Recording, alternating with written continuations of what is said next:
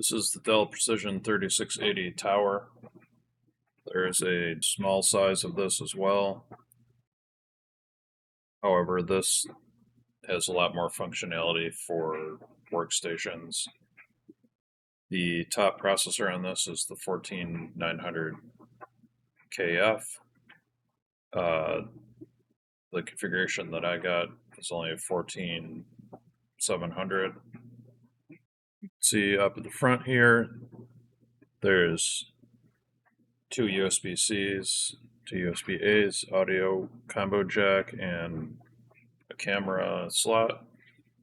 I'm not really sure if someone would be doing photos on this or not. It seems like you could get away with a lower end computer to do that stuff. The side of this comes off after you unscrew the back here. If you were in a place where you think people might be stealing stuff, you can hook up your locks onto the back of this. The RAM in the system, there's four RAM slots in here. However, Dell has done a really dumb thing. They made it so if you have two chips in there, you're going to get 4400 speed memory. If you have four chips in there, it drops all the way down to 3600. And this is DDR5 memory, so the DDR5 right now goes up to like 6400. You could definitely get something that's slower than that, but still makes the computer super reliable. The other negative about the RAM is definitely the cost. At this time, 64 gigs of memory was going between, depending on the speed that you get, between like $130 and like $200. Dell was charging $810, and this was like discounted apparently, because this is it was discounted at that too. Not really sure what they were doing, but it also extended to the hard drives. It was a similar markup. I was going from a 512 to a terabyte drive, and it was like $400.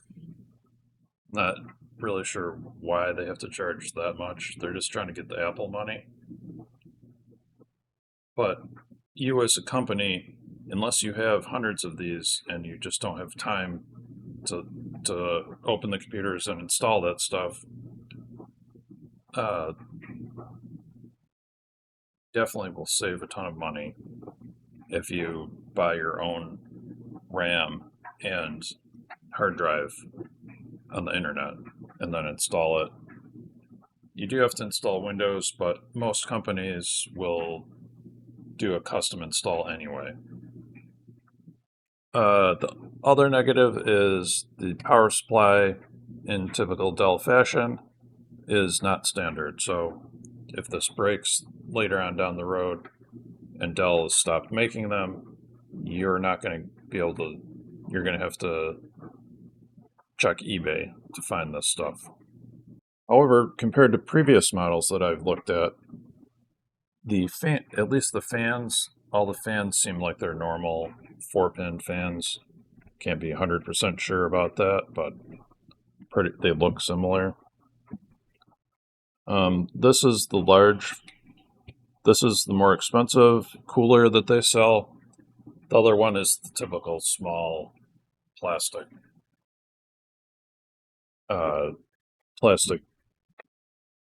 coolers. This was $55. I'm not sure if it matches a $55 cooler if you go on Amazon.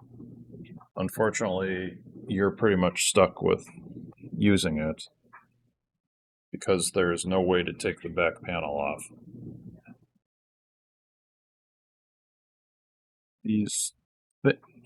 All these three fans here seem like they're pretty decent. There's a little clip here that makes it easy to swap them. The one other thing about the front here there is no filter in here at all between here. It's just plastic. It's just 2 layers of plastic in here. It does look like it'll flow all the way through, but but since there's no dust shield, in some environments it's going to get clogged and then not cool very well. The other thing that Dell continues to do is make these boards that just aren't standard, and you can't put something else in there because then all your ports on the front are not usable. I don't understand why they can't just use a standard motherboard with standard connectors so that it's not junk after 4 or 5 years. Overall, this seemed like a pretty decent system for what you're getting. Is the price cheaper than if you went out and built something? Probably not. But this is for a business, so you don't want to be building computer after computer. And the tech support's easier to deal with. If you custom built the computer, then if you have an issue with something, you have to like call the manufacturer of that part, and then sometimes they'll say, "Oh no, it's not our fault. It's a different part's fault." Whereas if it's just Dell, at least you get one place. One thing that they did do pretty good here is the expandability. There's 2 slots for hard drives here, and 2 SSD slots. So you should be able to get whatever you want into this, and whatever size you want. The other pitfall of this computer was they were trying to sell you all these video cards that, to be honest, are complete trash. They were trying to sell you an RX 6300 with 2 gigs of RAM for $180. That is slower than video cards from about 7 or 8 years ago, and slower. And they were allowing you to have a ridiculous configuration with 2 of those. It's just aggravating. I don't understand why they have to sell complete garbage like that. So I think it's going to be the same fate as the RAM and the hard drive. You got to go and buy your own video card to get something that's decent, that will do what you need it to do.